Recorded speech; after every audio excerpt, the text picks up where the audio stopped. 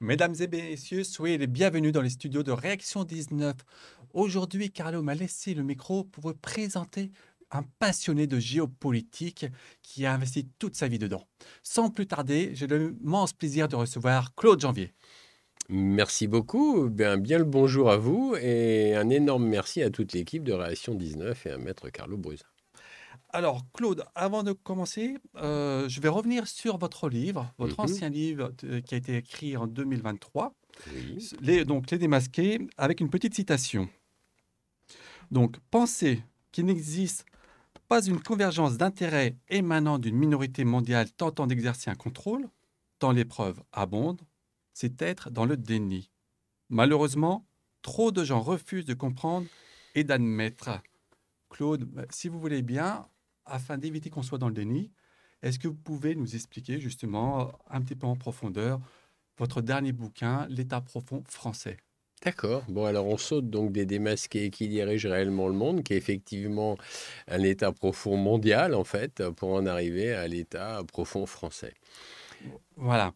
Euh, Avant de commencer, pour donner un petit peu de crédibilité pour les gens qui ne vous connaissent pas, Mhm. est-ce que vous pouvez vous présenter et présenter aussi François Lagarde, avec qui vous avez coécrit ce livre, qui est aux éditions KA Éditions. D'accord. Eh ben, en Voilà. fait, moi je suis donc écrivain, essayiste, chroniqueur aussi sur une web TV qui s'appelle donc TVADP, Télévision Alliance du Peuple. Alors, l'idée de ce livre, en fait, c'est il y a 3 mois en arrière, mon ami François Lagarde m'appelle et me dit, ça serait bien qu'on sorte un livre sur l'État profond français. Bon, moi, je voyais ça dans un an, tranquillou. Et il me dit non, ce qui serait intéressant, c'est de le sortir donc avant les élections européennes. Et là, je lui dis, bah oui, non, mais attends. Il me dit, mais j'ai beaucoup d'infos, tu en as aussi beaucoup. Donc je suis sûr que si on s'y met, eh bien on va y arriver. Donc on a joué le jeu. J'ai appelé mon ami Hichem Kassem, qui est directeur de K Édition. Il a accepté de bousculer son agenda, parce qu'un éditeur a Mhm. aussi un agenda. Et en fait, on est content d'avoir réussi à le faire en quelques mois. Et il est sorti, c'est tout chaud, il vient de sortir le 15 mai 2024. Voilà un peu comment est né ce livre. Et là, on explique effectivement long, large, travers et diagonale ce qu'est l'état profond, mais je pense qu'on va y On revenir. va y revenir, oui. Et donc, cette passion d'écrire, elle vous vient d'où? Alors, Et surtout la géopolitique. Oui, bah, c'est-à-dire qu'on ne peut pas comprendre en fait la politique d'un pays si on ne comprend pas la géopolitique mondiale. Beaucoup de gens, des fois je discute avec beaucoup de gens me disent, oui, mais bon, moi, la France, il n'y a que la France qui m'intéresse. Bah oui, bah non, on ne peut pas comprendre la politique d'un pays si on ne regarde pas ce qui se passe dans le monde. Il est bien évident qu'il y a une interaction entre les politiques de tous les États et la politique de son propre pays. En plus, au niveau de l'européen et au niveau de la France, eh bien, comme on est quand même soumis au diktat de l'oligarchie financière mondiale apatride anglo-saxonne, ben, il est bien évident que c'est encore plus en interaction. Donc, notre politique dépend effectivement donc de la politique anglo-saxonne. Donc, on ne peut pas faire l'impasse sur cela. D'accord. Est-ce que vous pouvez nous expliquer le titre, L'État profond, justement pour nos auditeurs qui ne sauraient pas? À quoi ça D'accord. correspond? Alors, il faut comprendre qu'au-delà de Emmanuel Macron, qui est donc aujourd'hui président de la République, comme chacun le sait, au-delà des ministres qui sont quand même sous les feux de la rampe, puisqu'en fait, on parle beaucoup du chef de l'État et des ministres, ce qui est logique. On parle beaucoup de qui dirige un pays. Après tout, voilà, ce sont eux qui sont la cible, euh, effectivement, des informations, etc., etc. Mais au-delà de cela, il y a toutes les éminences grises derrière, il y a tout un réseau de gens qui travaillent pour faire en sorte que tout ce qui se passe au sommet de l'État se fasse. Il y a des gens qui soufflent à l'oreille du président, il y a des gens qui font quand même la pluie et le beau temps au sein de l'État profond français. Alors, un des points névralgiques, je dirais, du pouvoir, c'est Bercy. Bercy étant le ministère de l'économie et des finances et le ministère du budget aussi. Bercy, ça représente les finances, et les finances représentent toujours le pouvoir, le cœur du pouvoir. Malheureusement, sans argent, on ne peut pas faire grand-chose. Donc il est bien évident qu'au niveau d'un État, eh bien, les finances, c'est au premier plan. Donc, en fait, ce qu'il faut comprendre avec cette notion d'État profond, c'est que tous les pays ont un État profond. Hein. Aux USA, il y en a un, en Allemagne, il y en a un, etc. Après, il faut faire le distinguo entre un État profond qui va œuvrer quand même pour faire en sorte que le peuple aille bien et que le pays en question aille bien, et un État profond qui va dans l'autre sens, c'est-à-dire qui ne pense qu'à s'enrichir lui-même, je parle au niveau de l'État, là, profond, qui ne raisonne qu'en termes de leur précaré et qui ne raisonne qu'en termes de conserver leurs privilèges et leurs avantages au mépris du peuple. Et c'est ça le problème. Le problème en France, depuis bien trop longtemps, nous avons des dirigeants qui ont en fait un mépris viscéral envers les peuples. C'est-à-dire, ils n'aiment pas le peuple, ils ont un mépris. On a vu cela pendant les Gilets jaunes, on a vu cela pendant cette crise sanitaire Covid. Donc, il est bien évident que, voilà, il faut faire toujours le distinguo, parce qu'un État profond n'est pas forcément malsain. Il l'est et il le devient quand il commence à lutter contre le peuple et pour l'asservissement du peuple. Et en France, donc cet État profond, en fait, donc cette petite élite, ils sont réunis en clubs privés. Oui. Vous avez des noms de ces clubs? Bien sûr. Alors, il y a des clubs privés. Alors, ce qu'il faut comprendre, je vais les citer, mais avant, ça nécessite une explication. Ce qu'il faut comprendre, c'est qu'il y a collusion de plus en plus au sommet de l'État entre la haute fonction publique et, je dirais, les hautes fonctions des domaines privés. C'est ainsi que des grands PDG des grosses multinationales françaises et des banques privées se retrouvent en pleine collusion avec la haute administration publique. Donc, il n'est pas rare aujourd'hui et de plus en plus, et c'est ça le problème, c'est qu'une personne de la haute administration publique passe dans le domaine privé. À ce moment-là, on appelle ça faire du pantouflage. Et l'inverse est aussi vrai, c'est-à-dire qu'une personne assez haut placée dans le privé passe dans la haute fonction publique, et là on appelle ça du rétro-pantouflage. En fait, ils se repassent les postes afin de conserver encore mieux leurs privilèges. Alors ça, c'est déjà une chose. Après, on comprendrait mieux avec un exemple, par exemple. Oui. Un exemple, par exemple, oui, ça fait un peu pléonasme, mais bon, un exemple. Société d'autoroute. Comme chacun le sait, Dominique de Villepin, qui n'a pas fait que des bonnes choses, avait fait cadeau donc des sociétés autoroutières qui étaient nationalisées à l'époque. On a fait cadeau à des sociétés privées. Donc jusqu'à présent, ces sociétés privées ont fait d'énormes bénéfices, des bénéfices vraiment colossaux. Mais moi, ce qui est étonnant, et c'est là où ça devient très intéressant, c'est que quand on parle de l'État profond, là, il y a quand même eu 3 ou 4 plans de relance de la part de l'État, parce que ces pauvres sociétés autoroutières ne faisaient pas assez de bénéfices et n'arrivaient pas à financer leurs travaux. Donc tout à coup, l'État intervient et dit « Oh ben bonjour, on va vous faire un petit plan de relance, parce qu'en fait, on ne voudrait pas quand même que vous arrêtiez d'empocher les bénéfices et que vos actionnaires arrêtent d'empocher les bénéfices. » Donc là, c'est une honte absolue parce que s'il y a une interférence entre l'État et le privé, donc au grand bénéfice des sociétés privées. Quant à l'argent de l'État qui est allé aider ces pauvres sociétés routières qui, soi-disant, ne s'en sortaient pas, c'est financé avec nos deniers, avec l'argent de nos impôts. Donc voilà, quand on parle d'État profond, on parle de ce genre de choses. Après, c'est vrai, il est évident que cet État profond, c'est beaucoup des réseaux. Et les réseaux, c'est des clubs privés, des clubs discrets, secrets. Et en France, il y en a quand même 3 assez intéressants, enfin 4 assez intéressants. Et les plus gros, on va citer le Club du siècle, on va citer l'Institut Montaigne, on va citer le Cercle Turgot, on va citer aussi le think tank Terra Nova, qui était soi-disant plus à gauche. Soi-disant, je dis bien, parce que la notion de droite-gauche depuis François Mitterrand, en fait, est un vrai leurre. Ça n'existe pas, en fait. Je veux dire, moi, ça me fait bien rire quand j'entends des gens me dire « Oh ouais, moi je suis de droite et moi je suis de gauche », mais en réalité... Depuis François Mitterrand, ça ne veut plus rien dire, puisque du temps où il était président, il y avait quelquefois des premiers ministres de droite. On se souvient d'Édouard Balladur, à qui d'ailleurs on consacre un chapitre entier dans notre livre, puisqu'il s'est toujours défendu qu'il ait été le père des privatisations, et en réalité, il n'a pas jamais arrêté de privatiser. Donc, voilà. Donc, dans ces 4 gros groupes, on va dire, comment on y rentre? Ah bien parce que ce sont toujours les mêmes qui rentrent, ils se cooptent entre eux. C'est-à-dire que vous, comme moi, on va essayer d'y rentrer, on n'y rentrera jamais parce qu'on ne fait pas partie du sérail. En réalité, qui il y a dans ces grands groupes? Eh bien, il y a tous les politiciens, les politiciens de haut vol, il y a les grands patrons de presse, les grands patrons des multinationales françaises. C'est ainsi que, bah, par exemple, sur l'Institut Montaigne ou le Club du siècle, vous retrouvez Claude Bébéar, je ne vais pas présenter qui c'est, Henri de Castries, Marc Ladré de la Charrière, Thierry de Montbrial. Tous ces gens, en fait, se passent du siècle à l'Institut Montaigne, au Cercle Turgot et vice-versa. Ce qu'il faut comprendre, c'est qu'ils ont tous des postes interchangeables, c'est-à-dire ils se les refilent. Tiens, moi j'ai été président du siècle, hop, c'est ton tour. Tiens, moi j'ai été président ou directeur adjoint de l'Institut Montaigne, c'est ton tour, je te refile le bébé.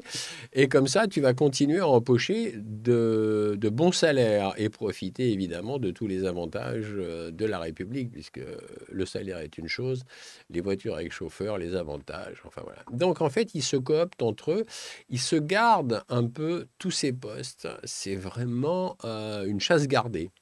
Précaré, quoi. Leur précaré. Mais ils sont financés comment alors, ces cercles? Mais ils sont financés par les deniers de l'État, souvent par des cotisations. Mais les cotisations, il faut comprendre aussi, c'est que les cotisations des politiciens, souvent, bah, déjà, un, ils ont les moyens de le payer, et puis deux, ils se font un petit peu aider. Vous savez, c'est un espèce de, c'est un espèce de cercle, en fait, de cercle, de boucle. À partir du moment où ils ont des postes, ils ont de très bons salaires, ils cotisent certainement pour faire perdurer leur club. Mais d'un autre côté, c'est gagnant-gagnant parce qu'ils ont d'énormes avantages et ils en tirent parti de tous les postes qu'ils occupent. Ce qui est très intéressant, en fait, je m'étais amusé à dresser le portrait, mais d'ailleurs c'est dans notre livre, pour imager cela, un haut fonctionnaire d'État qui s'appelle Renaud Denoy de Saint-Marc. Et c'est un monsieur âgé aujourd'hui, mais il a été secrétaire général de l'Élysée dans les années 86 à 96, je crois. Il a été. Alors, ça qui est intéressant, c'est que ce monsieur, donc secrétaire général de l'Élysée, ce n'est pas rien, hein, c'est un haut poste. Et en même temps, avec des dates qui chevauchent, il était à la fois aussi président du CEA, Commissariat à l'énergie atomique, il était président aussi de l'ENA, il était président d'Académie de sciences politiques, il était président ou vice-président d'autres académies, etc. En fait, il a été aussi président de la chasse, enfin du prestigieux club de chasse français, parce que c'est un fort lobby, hein, les chasseurs en France, il faut le savoir. Et en réalité, ce monsieur, bah, il a cumulé je ne sais pas combien de postes. La liste que je viens de donner est loin d'être exhaustive. Il a même été effectivement président du siècle, le fameux club dont j'évoquais à l'instant, que j'évoquais à l'instant. Donc, ce qu'il faut comprendre, c'est que ces gens-là conservent toujours des avantages et se repassent les postes. Alors, c'est pas qu'ils sont pas intelligents. Je ne vais pas faire insulte à l'intelligence de M. Denoy de Saint-Marc. Je pense que c'est un monsieur intelligent, très très instruit. Mais moi, la question que je pose, c'est comment on peut cumuler 10, 15, voire 20 postes, Oui, c'est ce qu'on voit sur votre livre. voilà, et les tenir efficacement. C'est impossible. C'est impossible. On peut éventuellement arriver à cumuler un poste de poste. 3, je veux bien. Mais 10, 15, c'est impossible. On ne peut pas être bon au tout. On peut pas non plus, on n'est pas Shiva, on n'a pas 15 bras et 15 cerveaux et qui vont travailler à chaque fois sur un dossier. Donc là encore, ça veut bien dire que c'est vraiment du copinage, c'est vraiment du piston. C'est-à-dire que ils se repassent les postes intéressants et ils se les gardent. Et ça, c'est inconnu du grand public parce qu'en fait, M. Renaud Denoy de Saint-Marc, inconnu du grand public. Qui connaît ce monsieur, à part effectivement les politiciens, le milieu de la haute fonction administrative? En réalité, personne n'a jamais entendu parler de lui. Alors, ce qui est intéressant aussi, c'est qu'Emmanuel Macron a fait le ménage là. Depuis qu'il a été élu à la tête du pays, il a fait vraiment le ménage. C'est-à-dire il a commencé à écarter tous les seniors pour au y sein placer au au sein sein de de l'État. l'appareil de l'État, pour y placer les jeunes loups et les jeunes loups dans longue. Bah, il est jeune après tout, Mm. hein, et c'est pas contrairement à beaucoup de nos présidents d'avant, c'est quand même le président le plus jeune en France. Donc, ce qui est intéressant, c'est qu'il a placé à la tête de plus en plus dans tout l'appareil de l'État des jeunes loups et des jeunes loups aux dents longues. Mais et récemment, il a donné le coup de grâce. Alors quand je parle de jeunes loups et de jeunes loups, est totalement inféodé à sa cause, bien évidemment. Et le dernier coup de grâce qu'il a donc fait à l'administration française, la haute fonction publique, c'est au niveau des ambassadeurs et du corps diplomatique. Il a supprimé le corps diplomatique 2023. Il a donné le choix aux ambassadeurs et aux fonctionnaires du corps diplomatique. Il leur dit soit vous rejoignez le pot commun des administrateurs de l'État, soit vous partez. Donc, ce qui veut dire qu'aujourd'hui, nous n'avons même plus de corps diplomatique indépendants et qui connaissent les dossiers. C'est-à-dire qu'aujourd'hui, n'importe quel administrateur de la haute fonction publique peut être amené à jouer le rôle d'un ambassadeur. Mais on ne joue pas le rôle d'un ambassadeur comme ça. Ambassadeur, c'est une école. Ça s'apprend, ça se travaille. C'est de la diplomatie. Et nous n'avons plus de corps diplomatique. Ce qui veut bien dire que là, c'est encore une des manifestations de l'État profond français. Tout est de plus en plus contrôlé. Est-ce que ces jeunes loups, alors, normalement, à la haute administration, on sort de l'ENA. Oui, Donc, est-ce que ces jeunes loups sortent de l'ENA ou pas? en grande partie oui, mais ils sortent aussi tous de Global Young Leaders, qui a été fondé en 2004 par Klaus Schwab, le fondateur de Davos. C'est-à-dire que les politiciens, aujourd'hui, de n'importe quel bord que ce soit dit de droite ou dit de gauche, hein, ont suivi le programme des Global Young Leaders. Et quand on regarde la liste des Global Young Leaders, on retrouve effectivement Emmanuel Macron, on retrouve Gabriel Attal, on retrouve Marlène Schiappa. Eh bien oui, elle aussi, elle est passée par le formatage donc, du Global Young Leaders. C'est une école de formatage. C'est une école de formatage euh, au service de l'oligarchie financière mondiale, apatride, anglo-saxonne.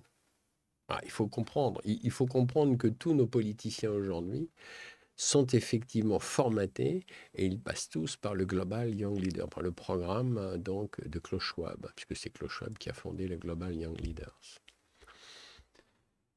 Je vais revenir sur l'un des plus grands en fait cercles. C'est le cercle en fait Wagram, qui a été créé en 1975. Et pouvez-vous donner sa composition? Parce que lui, c'est le plus grand cercle qui existe. Le cercle Wagram, Wagram, oui. j'en ai pas parlé de celui-là. Non, vous l'aviez dans l'ancien, dans celui-ci. C'est ça, parce que je me disais dans l'état profond Non, non, français, non, j'en ai non, pas parlé. non, non. Mais D'accord. parce que je pense que c'est celui-ci qui chapeaute un petit peu tout.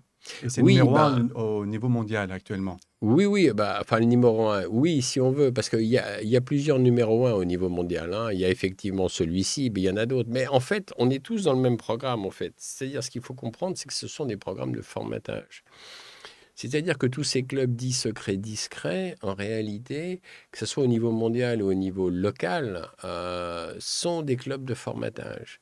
C'est-à-dire, au sein de ces clubs, ils discutent de l'avenir du pays en question, de la géopolitique et surtout de comment ils vont pouvoir appliquer les ordres arrivant donc d'une oligarchie financière anglo-saxonne. C'est ça qu'il faut comprendre. Et ces clubs-là, par exemple, vous avez un club inconnu du grand public, c'est le Dolder Club. Le Dolder Club a été fondé en 70 déjà par les grands PDG des laboratoires pharmaceutiques. Et pourquoi ça s'appelle le Dolder? Parce que la première réunion s'est passée dans un palace à Zurich qui s'appelle le Grand Hôtel le Dolder. Donc ils ont gardé le nom. Mais ce groupe est inconnu du grand public, ce club plutôt est inconnu du grand public. En réalité, ils décident avec l'OMS au-dessus et au-dessus de l'OMS, bien évidemment, l'oligarchie financière mondiale apatride, parce qu'on en revient toujours à elle, ils décident effectivement des plans de santé sur la planète et qu'est-ce qui va se passer. Alors évidemment, ils se montrent aussi leur dernière Lamborghini à la mode, voir si le rouge va mieux que l'orange, mais en dehors de ça, ils décident vraiment des plans. Donc en fait, Ils ont une spécialité. En fait, chaque club peut avoir une Oui, spécialité c'est alors. ça. Chaque club peut avoir une spécialité. Après, il y a des clubs qui sont plus tournés vers effectivement Les la médias, santé, les certains. médias. Bah, les médias, de Oui. toute façon, les médias aujourd'hui, pas besoin d'être dans des clubs, ils sont tous financés par les grands patrons du CAC 40. Donc, ils sont tous inféodés à la finance donc, et subventionnés par nos impôts. Même Le Monde fait encore mieux, puisqu'au-delà des subventions d'État, donc nos impôts, il est aussi financé par Bill et Melinda Gates, par la fondation Gates. Donc Le Monde, en fait, a une double subvention. C'est fantastique. Donc, du coup, quand on parle d'indépendance des médias, ben, eh bien non, il n'y a pas d'indépendance des médias, et je parle des médias mainstream ici, Mhm. hein, Oui, non, mais bien bien sûr. évidemment. Si je reviens encore sur celui-ci de livre. Mhm, Par rapport à cette oligarchie financière, vous dites qu'il y a deux types d'oligarchie financière. Il y en a une oligarchie financière à tendance nationaliste, populiste, mhm, et qui s'oppose à une oligarchie financière à tendance colonisatrice, adepte des courants libertariens et straussiens. mhm. Euh, que sont les courants libertariens et Un straussiens? peu de décodage, Oui. un peu de décodage sur le sujet. Ben, d'un point de vue géopolitique, je pense qu'aujourd'hui, ça a certainement pas échappé quand même à pas mal de gens, c'est qu'il y a un affrontement aujourd'hui entre le monde unipolaire voulu par les USA, l'Europe, puisque nous sommes les vassaux Mhm. des USA, donc les États-Unis, l'Europe, Israël, le Qatar, le Japon et les pays du Commonwealth, ça c'est le monde unipolaire contre le monde multipolaire voulu par la Russie, la Chine et tous les pays qui composent ce qu'on appelle les BRICS, donc c'est-à-dire Brésil, l'Iran, Syrie, etc., etc. Bon. D'un côté, nous avons l'hégémonie du dieu dollar, où les Américains veulent faire perdurer et surtout pas amoindrir leur dollar, puisqu'en fait c'est le dollar qui règne en maître sur la planète. Et de l'autre côté, nous avons effectivement ce groupe des BRICS qui veulent mettre un peu mal l'hégémonie du dieu dollar. Mais le conflit russo-otanusien via l'Ukraine est l'image même d'un conflit entre le monde unipolaire et le monde multipolaire. Reste à savoir qui va l'emporter. C'est-à-dire, si c'est le monde unipolaire qui l'emporte, on va continuer à être sous la coupe du dieu dollar. Si c'est le monde multipolaire qui l'emporte, eh bien, ça va redistribuer les cartes. Après, on peut me dire, est-ce que ça va être mieux? Ben, de toute façon, on risque rien d'essayer. Parce que jusqu'à présent, on était sous la coupe du dieu dollar. Et moi, si je prends des chiffres, bêtement, depuis le 11 septembre 2001, depuis cette fameuse histoire de 11 septembre aux USA, les forces anglo-saxonnes ont quand même déchaîné au Proche-Orient des guerres incessantes afin de piller les pays du Proche-Orient, générant quand même 4,5 millions de morts civiles, sans compter les morts militaires et les maladies, etc., qui en découlent. C'est pas mal. Mhm. Donc, c'est-à-dire l'hégémonie anglo-saxonne, je pense que ça a assez duré. D'ailleurs, une petite aparté, quand même, quand on fait le CV des anglo-saxons à travers le monde, c'est pas brillant. On n'oublie pas ici les guerres de l'opium qui ont été quand même générées par les Anglais. Et là, on se replace dans le contexte 1880 à 1890 les Chinois, les empereurs chinois, parce que la Chine est un pays fédéral, donc il y avait des empereurs dans chaque province, étaient absolument contre l'opium, ne voulaient pas de l'opium en Chine. Beaucoup de gens l'ignorent, mais ce sont les Anglais qui ont forcé les Chinois à adopter l'opium pour mieux pouvoir contrôler d'un point de vue économique la Chine. Résultat quand même de ces deux guerres de l'opium où les empereurs chinois n'ont pas été d'accord, 120 millions de morts. On va entre 120 et 150 millions de morts. Après, si on continue dans le CV anglais, il y a les Indes, enfin ce qu'eux appelaient les Indes, en fait c'est l'Inde. Eh ben, il y a quand même tout le temps où l'Inde a été colonisée par la Compagnie des Indes anglaise, Mhm. etc. 100 millions de morts. Donc on en est, si on ajoute 150 millions à 100 millions, on est déjà à 250 millions de morts. On ajoute à cela 4,5 millions du Proche-Orient. On ajoute à ça la guerre de Corée qui a fait à peu près 1,5 million de victimes. On ajoute le Vietnam qui a fait à peu près 2 millions de victimes. Ah ben, le palmarès donc, des anglo-saxons commence à être un peu impressionnant quand même. On commence à approcher des 300 millions de morts. Donc, et évidemment, d'un point de vue anglo-saxon, ben, c'est la Fédération de Russie qui est la grande criminelle. Enfin, la Fédération de Russie, elle n'a jamais généré 300 millions de morts, donc, et la Chine non plus. Donc, c'est quand même intéressant de comparer les deux. Donc, voilà où nous en sommes aujourd'hui. Et c'est vrai que malheureusement, nous sommes dans un tournant de l'histoire. Soit le monde multipolaire va l'emporter, et de toute façon, on ne risque rien d'essayer. Soit c'est le monde unipolaire, et à ce moment-là, toutes les choses vont continuer comme avant, avec encore plus de destruction, encore plus de pillage. Parce que ce qui se passe en ce moment sur la bande de Gaza est une horreur absolue. Donc c'est aussi une des conséquences de toute cette hégémonie anglo-saxonne. Et quelle est leur idéologie Leur idéologie, anglo-saxonne? eh Oui. bien, c'est une idéologie basée sur le libertarien straussien, Mhm. ce que je décris effectivement dans Les Démasqués. Bah, le libertarien, c'est un peu, c'est poussé à l'extrême, c'est-à-dire faire, pour imager cela, vous pouvez faire ce que vous voulez tout en écrasant le voisin à partir du moment où vous allez faire du profit, en gros. Alors, il y a des gens qui vont me dire, oui, c'est pas tout à fait ça. Bah si, en essence même, c'est ça. C'est-à-dire que si vous avez une société, un empire industriel, eh bien, vous n'allez pas hésiter à écraser le voisin pour que votre empire perdure. C'est exactement la philosophie libertarienne. Et la philosophie straussienne, contrairement aussi à une espèce de croyance comme quoi Strauss était une personnalité sympathique, c'est vrai qu'il a écrit un livre ou deux qui ne font pas transparaître grand-chose sur ses véritables motifs, mais sauf que à chaque fois qu'il a fait de l'enseignement oral, et en fait, il était surtout spécialisé dans des conférences. Eh bien, à chaque fois, son mot d'ordre, c'était les démocraties ne valent rien. Il faut toujours garder à l'esprit qu'il vaut mieux fonder sa propre dictature. C'est très intéressant. Donc, l'idéologie libertarienne et straussienne a été effectivement adoptée par tout un courant de ce qu'on appelle les néocons américains, donc les néoconservateurs américains, et adopté, validé et entériné et suivi à la lettre. Voilà un peu leur idéologie. Et c'est en gros, je continue à amasser de l'argent, je continue à contrôler la majorité de la population de la Terre et je continue surtout à les faire consommer. Parce que, au-delà du problème financier, que je décris effectivement dans Les Démasqués, des monstruosités financières telles que BlackRock, Vanguard, etc. Mhm. Ça, c'est une chose. Mais il y a aussi ce qui est très fin et ce qui passe un peu inaperçu, c'est que via les réseaux sociaux, via les moteurs de recherche Google, etc.,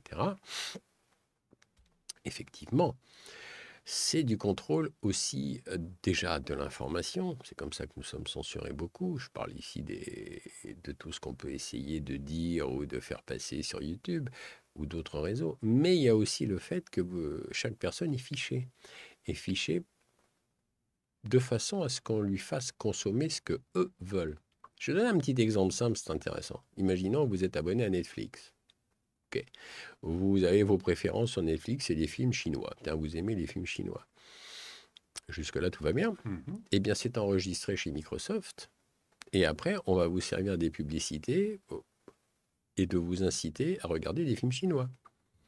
Ça veut dire que toutes vos données personnelles sont analysées, stockées quelque part chez Microsoft, chez là-haut, dans les clouds, vous savez, les nuages, qui semblent si insignifiants pour la plupart des gens, mais qui en fait, ils ont toutes vos informations médicales, vos penchants, etc., vos goûts.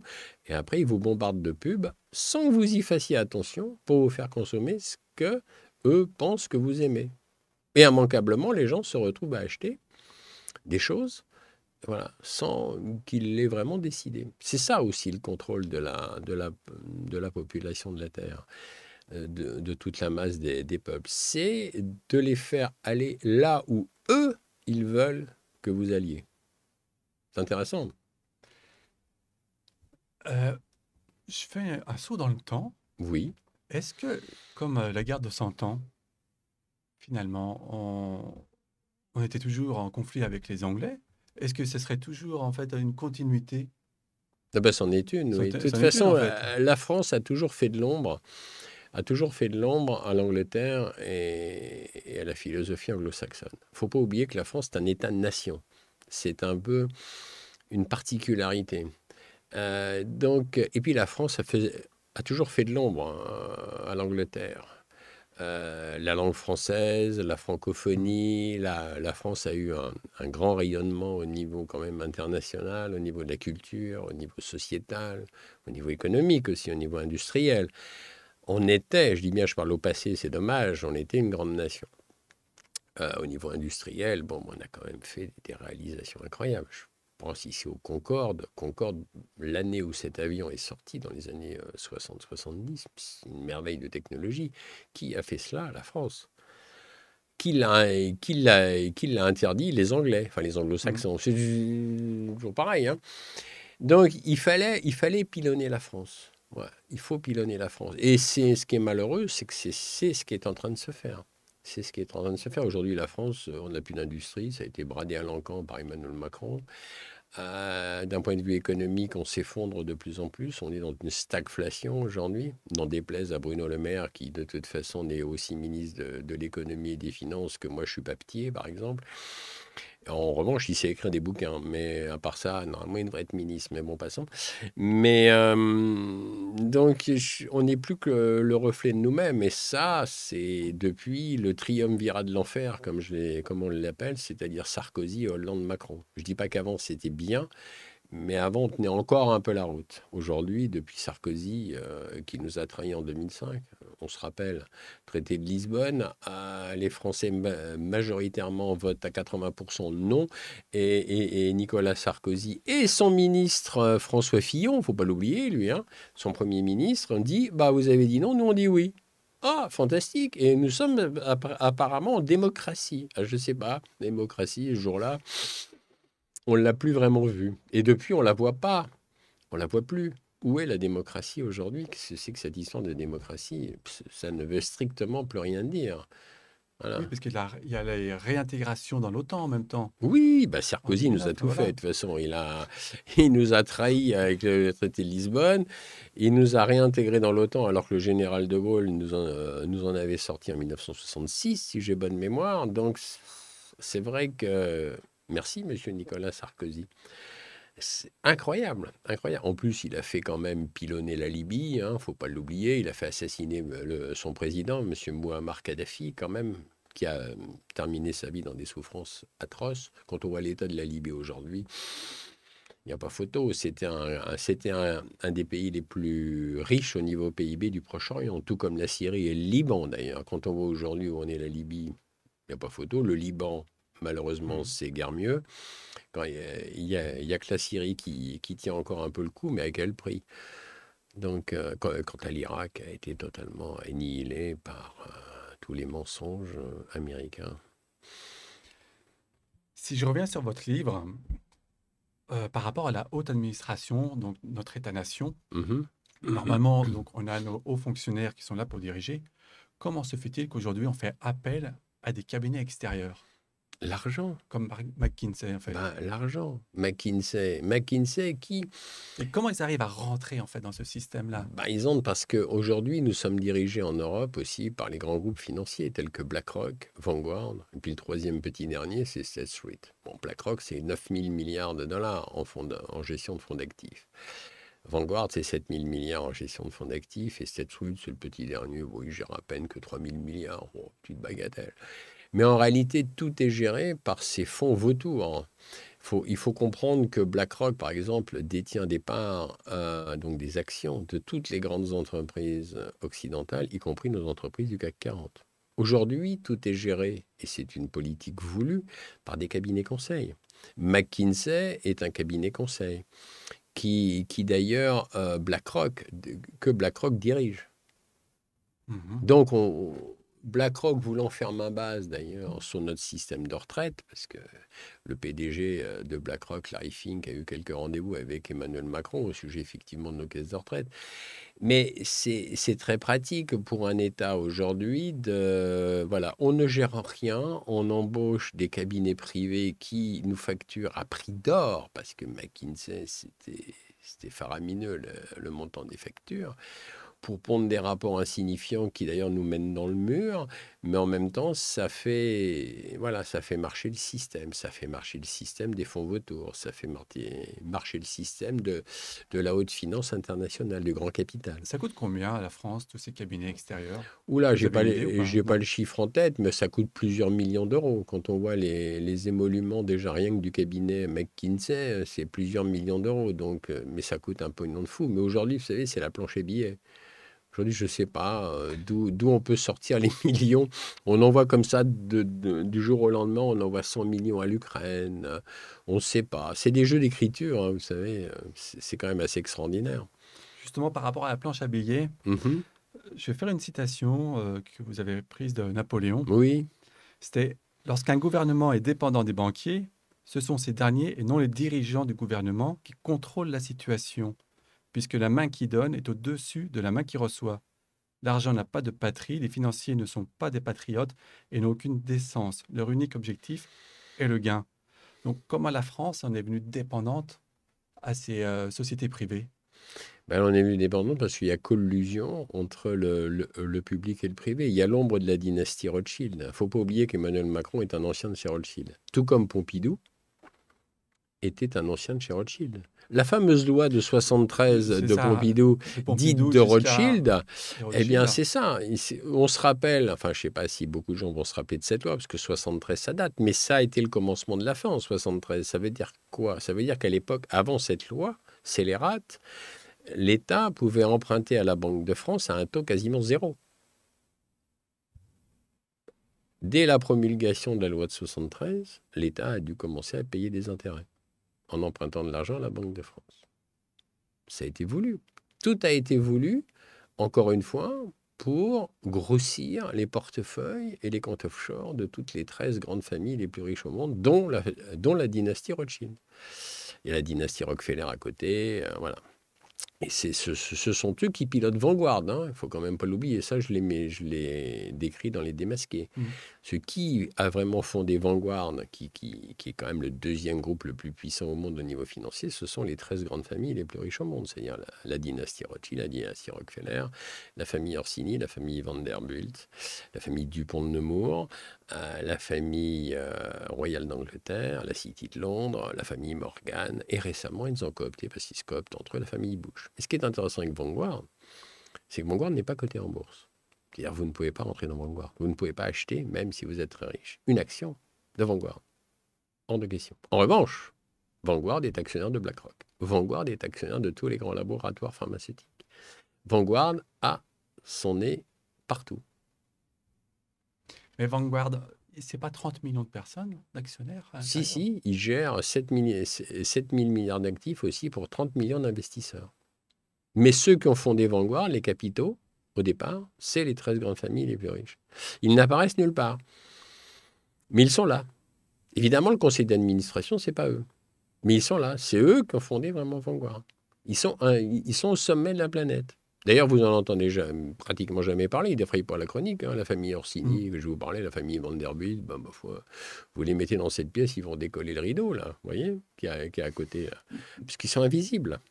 En revanche, eux ne sont pas visibles. En revanche, tous leurs valets, je dirais, leurs serviteurs, eux, sont visibles.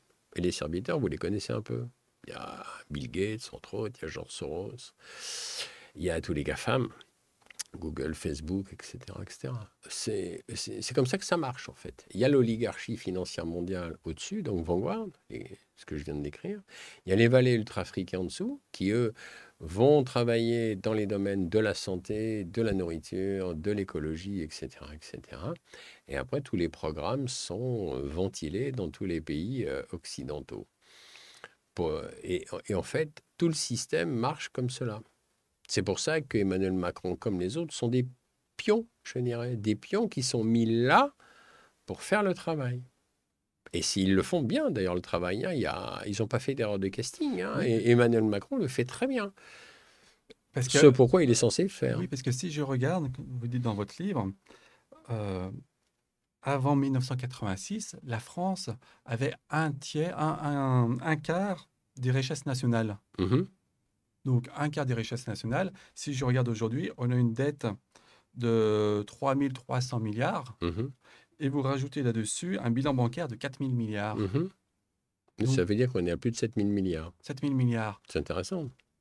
Et comment on réussit à s'endetter comme ça? C'est l'argent gratuit, vous savez. C'est la planche à billets. Ça ne veut plus rien C'est dire toutes nos lois? aujourd'hui. Pardon? C'est toutes nos lois? Au-dessus de nos lois? Oui. Oui et non, Est-ce que parce c'est que... l'Union européenne qui fait qu'on va s'endetter comme ça? Bon, ben, pas uniquement, c'est une volonté aussi. Vous savez, aujourd'hui, le problème, voilà, c'est que depuis cette explosion donc, des monstruosités financières, c'est qu'aujourd'hui, c'est la valse des milliards. Quand vous voyez ce qui s'échange aujourd'hui sur la planète, des millions de dollars et des millions d'euros, c'est vertigineux. Donc c'est vrai que c'est de la planche à billets. Aujourd'hui, si vous regardez votre compte en banque, si vous avez 50 000 euros sur votre compte en banque, je vous défie d'aller demain voir votre banquier et lui dire: «Bonjour cher monsieur ou chère madame, mes 50 000 euros que j'ai sur le compte, je les veux en liquide, là maintenant, je les veux en cash.» Vous allez voir la réponse du banquier. Il va vous dire: «Oh là là, mais c'est pas possible, je les ai pas, on les a pas, vous comprenez, nanani, nanana, je peux vous donner 1 000 euros si vous voulez, et encore, et 50 000, non, vous les aurez pas.» Donc en fait, on n'est plus... Ce qu'il faut comprendre aussi, c'est que la planche à billets n'est plus... Les euros, tout On comme l'a les plus. dollars, ne sont plus adossés à l'or. On est dans des monnaies virtuelles, quasiment, quoi.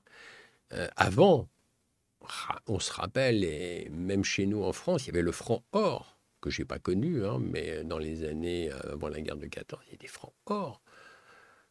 Il y a plus ça aujourd'hui.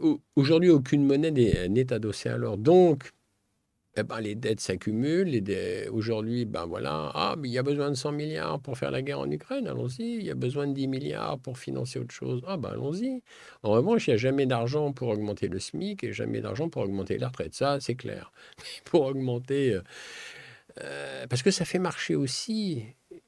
Ce qu'il faut comprendre, c'est quand un État, comme les États-Unis, par exemple, ou l'UE ou la France, décide d'envoyer X milliards ou X millions d'euros à l'Ukraine. Il faut comprendre, par exemple, sur 100 milliards, admettons. Les États-Unis, il n'y a pas si longtemps, ont donné 110 milliards à l'Ukraine. Mais il faut comprendre qu'il y a 100 milliards qui restent sur le sol américain. Ils ne vont jamais en Ukraine. Mais ils font tourner, ces 100 milliards de dollars font tourner les complexes militaro-industriels américains. Ils fabriquent des bombes, des tanks, des avions. Il y a 10 milliards qui partent à l'Ukraine sur 110 milliards. Alors, ces 10 milliards ne sont pas perdus pour tout le monde, puisqu'ils vont dans la poche de Zelensky et de tout son gouvernement félon, mais c'est ça qu'il faut comprendre. Et quand l'UE envoie 70 milliards d'euros, c'est pareil.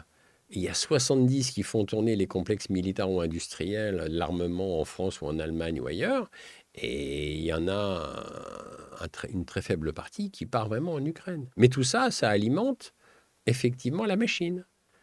Le complexe militaro-industriel, qu'il soit américain ou français, ils s'empochent l'argent. Il ne faut pas oublier qu'en 2024, on est quand même passé de la 3e place à la 2e place, juste derrière les États-Unis, je parle de la France là, Les gendarmes. au niveau des ventes d'armes. Et on a un autre record qui n'est pas élogieux en France, c'est qu'en 2024, on est les 2e aussi d'un pays qui consulte le plus de sites pédophiles en ligne et la conception aussi de sites pédophiles en ligne. Donc, bonjour les deux records quand même. Entre l'armement et des sites pédophiles, on se serait bien passé de ce genre de record. Ceci explique aussi pourquoi, là où on en est en France aujourd'hui, la déliquescence totale de notre pays de plus en plus. Parce qu'on avait donc un quart donc, de richesse nationale. Maintenant, on se trouve avec une grande dette. Mhm, Et pourtant, on a fait plein de privatisations, mhm. de ventes de nos compagnies comme Air France, par exemple, pour rembourser normalement ces dettes-là. Mais ça Oui, a été mais complètement détourné. bah, bien sûr, mais cette façon, une dette ça ne sera jamais remboursé, ces dettes. Jamais. Comment voulez-vous qu'un État puisse rembourser aujourd'hui 7 000 milliards? En plus, Georges Soros, via l'UE, ont sorti des obligations perpétuelles. Vous pouvez C'est-à-dire en parler, qu'aujourd'hui... oui, justement. Oui, bah, c'est intéressant. Ça veut dire qu'aujourd'hui, par exemple, on donne comme exemple Air France.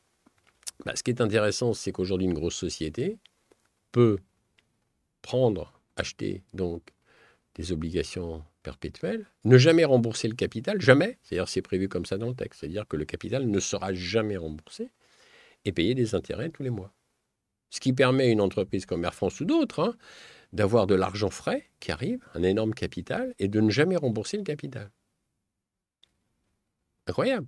Ça s'appelle les obligations perpétuelles. Donc on est sur quelque chose de perpétuel. Les dettes ne seront jamais remboursées, bien évidemment. En revanche, ces dettes, on paye quand même des intérêts et génèrent de l'inflation, voire de la stagflation. Stagflation, c'est stagnation économique, et nous sommes en plein dans une stagnation économique, et nous sommes en plein dans de l'inflation. Il faut voir au niveau alimentaire, on en est à quasiment 20% d'augmentation rien qu'au niveau des produits alimentaires. Et je ne compte pas ici le prix de l'énergie, je ne parle pas du prix de l'énergie, le prix de l'essence, enfin. Bref. Et par rapport à notre démocratie, ça a un gros impact à notre système Ben, démocratique, de toutes ces toute façon, le choses-là. système démocratique, il n'y en a plus. Il n'y en a plus. Il n'y a plus. Nous ne sommes plus en démocratie. Déjà parce que, on l'évoquait tout à l'heure, Nicolas Sarkozy et François Fillon ont foulé aux pieds la démocratie. Un référendum où tous les gens me votent massivement non et eux, ils disent oui, donc je ne vois pas où est la démocratie. Quant à la démocratie, cette espèce de mot ronflant, ça finit un peu par m'échauffer les oreilles, je dirais, parce que qu'est-ce que nous a amené à la démocratie, si ce n'est plus d'impôts sur le revenu et plus d'impôts et une inflation. Parce que c'est ça, en fait. Moi, depuis les 30 Glorieuses, 60, 70, 80, je suis désolé de le dire, mais enfin, il y a une sacrée inflation quand même, hein, rien que par rapport à l'époque du franc et aujourd'hui en euros. Ce qu'il faut comprendre, c'est que moi, j'ai vécu le franc. Je suis d'une génération quand même où j'ai été élevé dans le franc, avec le franc, pardon. Et en réalité, moi, je me rappelle très bien, quand on avait 1 million de francs à l'époque, on était considéré comme riche. Et avec 1 million de francs, vous pouviez acheter un château. Aujourd'hui, 1 million de francs, c'est 150 000 euros. Qu'est-ce que vous achetez aujourd'hui pour 150 000 euros? Vous achetez une petite maison, et encore, pas qu'elle soit trop grande, et ça dépend où elle est. En région parisienne, vous oubliez. 150 000 euros, une petite maison, vous oubliez. Donc, il y a quand même une sacrée spéculation, une sacrée inflation quand même. Aujourd'hui, avec 1 million de francs, donc 150 000 euros, vous n'êtes pas considéré comme riche. Du tout. Mm. Alors qu'avant, oui, quand vous aviez 1 million de francs, vous étiez millionnaire. Ah, c'est intéressant. Donc, on voit bien le décalage. En réalité, depuis le passage à l'euro, tout s'est effondré. L'Europe, finalement, ça nous a amené que des déboires. C'est une monnaie spéculative. Et d'ailleurs, il y a quelques chiffres intéressants quand même au niveau de l'Europe. En 96, je crois de mémoire, on en était à 25 millions de pauvres recensés en Europe sur 400 millions d'habitants à peu près à l'époque. Parce qu'aujourd'hui, on en est à 448 millions. Aujourd'hui, on en est, donc de 25 millions de pauvres en 96, on en est aujourd'hui à quasiment 100 millions de pauvres. En Europe, hein. En Europe, je parle en Europe. Ce qui veut dire 100 millions de pauvres sur 448 millions. Donc c'est ça, l'Europe. Fantastique. Ça nous a amené quoi? Plus de pauvreté, plus de paupérisation, c'est pareil, plus de spéculation, plus d'inflation, etc., etc. Donc, merci et bonjour les bienfaits de l'Europe. Je n'ai rien contre une coopération entre les pays européens, ça c'est clair. Une coopération, c'est bien entre l'Italie, l'Espagne, nos voisins, entre l'Allemagne, etc. Mais j'ai tout contre quand ça commence à être du spéculatif. Et là, effectivement, ça ne va pas du tout. Oui, puisque en France, vous dites qu'il y a 15,8 millions qui vivent en dessous du seuil de Oui, pauvreté, hein, tout de même. oui, ça a été cité, on l'avait mis ça en exergue avec mon ami Jean-Loup, quand on a sorti Les virus et le président. Notre livre, on avait coécrit ensemble, on l'avait paru de mémoire en décembre 2020, absolument. Oui, oui, 15 800 000 pros, vous savez, c'est très simple en France, c'est des histoires de chiffres et de statistiques. En France, on nous dit, voilà, en dessous de 800 euros par personne de revenus, vous êtes considéré comme pauvre. OK. Mais dès que vous passez 800 euros, donc vous arrivez à 801 euros, vous n'êtes plus dans la catégorie des pauvres. Ah, il faudra m'expliquer quand même la différence de pouvoir d'achat entre 801 euros et 799 euros, si vous voulez.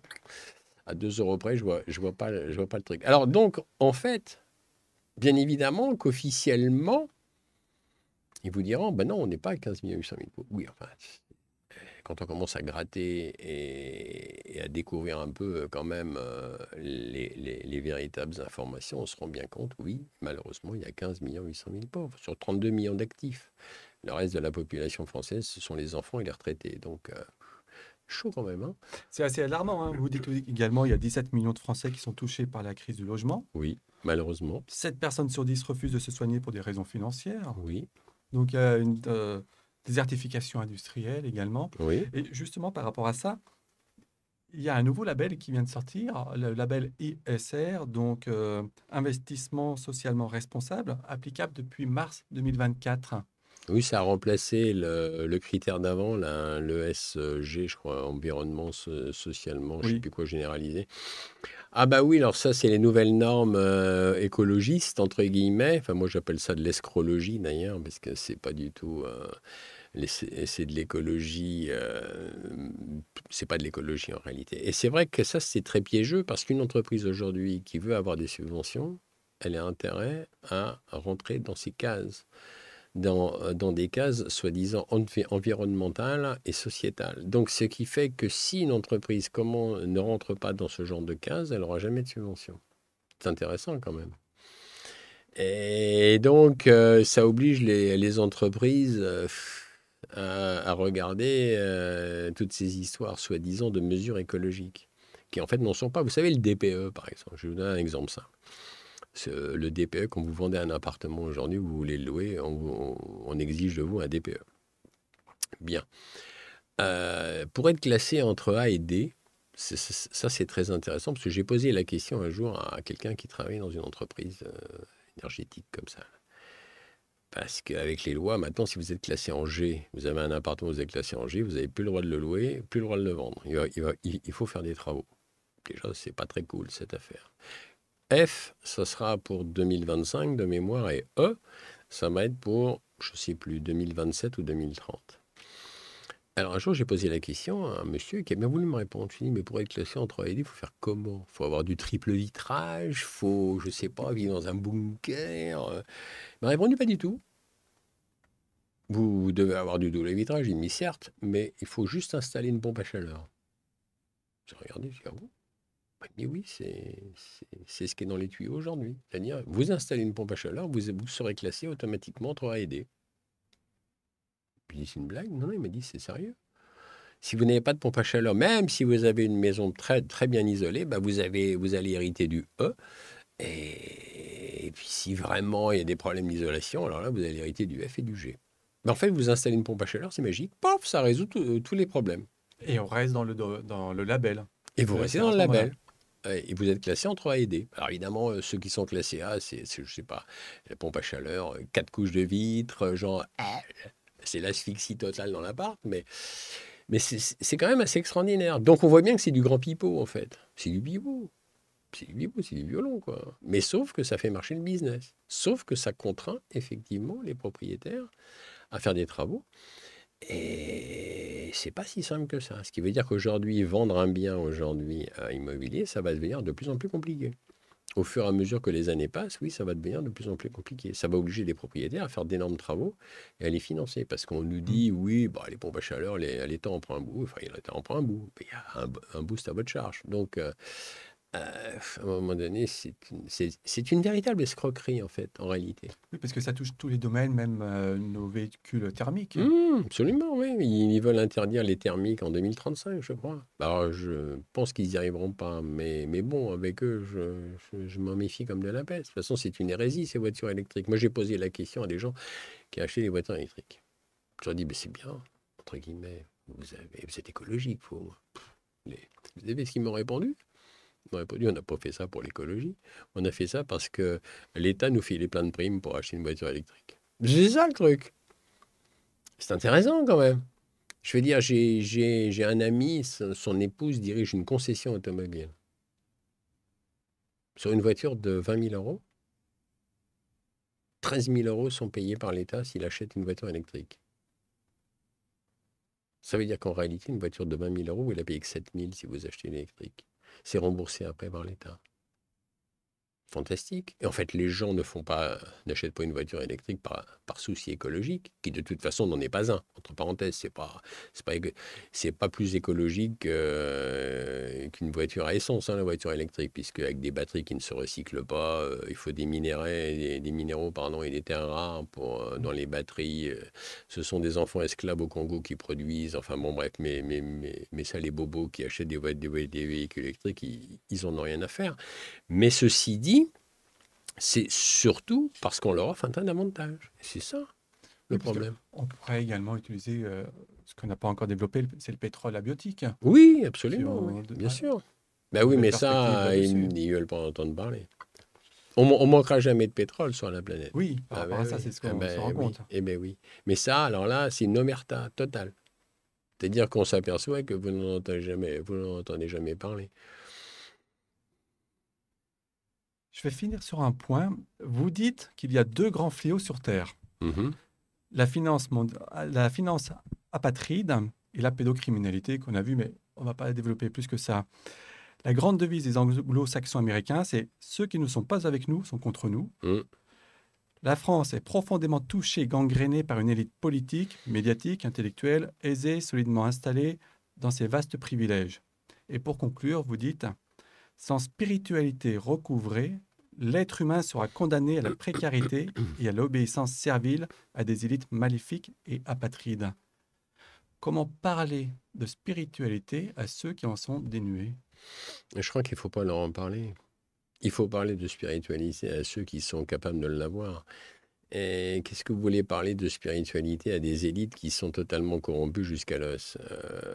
C'est impossible. Ils ne sont pas du tout versés dans la spiritualité. Je parle de toute cette immense oligarchie financière mondiale, internationale. Et je parle aussi de pas mal de dirigeants, hein, Mhm. que ce soit en France et tout. Ils sont pas du tout concernés par la spiritualité. Et vous savez, le problème aujourd'hui, c'est qu'il n'y a plus de garde-fous, quasiment. C'est-à-dire que la justice, alors je vais reparler de la France, mais je pense que dans tous les pays occidentaux, c'est un peu pareil. C'est-à-dire qu'une justice qui, normalement, doit être là pour gendarmer et pour faire en sorte que si une personne s'écarte du droit chemin, bah, elle se prend une petite claque sur le museau en lui disant tu restes dans les rails et tu vas pas voir ailleurs. Aujourd'hui, tout est permis quasiment sous découvert. Ben non, rien n'est permis. Quand on voit l'affaire Palmade, par exemple, moi je veux bien. Le monsieur, il est quasiment gracié, il va être poursuivi pour blessure involontaire. Enfin bon, il passe des soirées chemsex, chemsex. Chemsex, c'est quoi? C'est chemical, sexe. Chemical, c'est drogue chimique, sexe. C'est-à-dire orgiaque.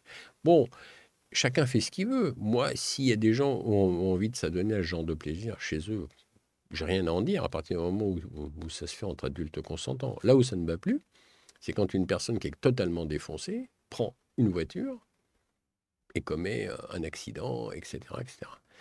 Mais la justice, si elle faisait vraiment son travail, devrait sanctionner, devrait pas passer de la crème. Normalement, quand même, la personne, elle est responsable de ses actes. On est toujours responsable de ses actes. Si Mhm. on se défonce, on sait qu'on est défoncé à un moment donné et qu'on devrait quand même peut-être pas prendre le volant. Bon, voilà. Et donc là, le problème, c'est que la justice, en grande partie, fait de moins en moins son travail. C'est-à-dire qu'on est, il n'y a plus de garde-fou. Donc, bah, ma foi, tout est permis. Mais il est là le problème.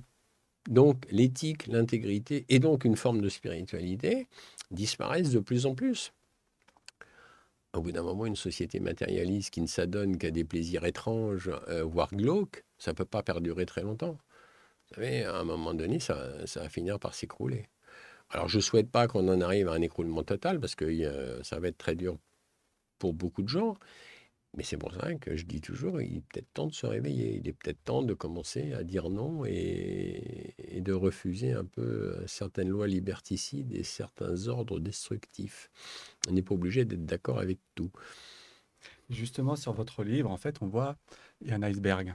Oui, Est-ce qu'on est comme le Titanic, on l'a percuté en 1912, ou est-ce que on a une chance d'éviter la confrontation?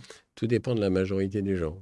C'est-à-dire, on l'a percuté, c'est vrai. Maintenant, est-ce qu'on va couler? comme le paquebot France qui a été touché, coulé, démantelé, ou est-ce que va y avoir un réveil? C'est ça qu'on a besoin. On a besoin d'un réveil. Il ne faut pas attendre la dernière minute pour se réveiller. Beaucoup de gens se sont réveillés avec la crise sanitaire. C'est bien, j'ai rien à dire contre cela. Mais il faut peut-être aussi maintenant regarder un peu plus avant et regarder un peu plus autour. C'est bien de se réveiller à un moment, ça, je trouve ça très bien, mais c'est mieux de se réveiller avant, pour éviter que quand quelque chose arrive, ben, qu'on se le laisse arriver et qu'on se réveille plus tard, quand le mal est fait. Vous voyez ce que je veux dire? Parce que ça ne va pas s'arrêter là.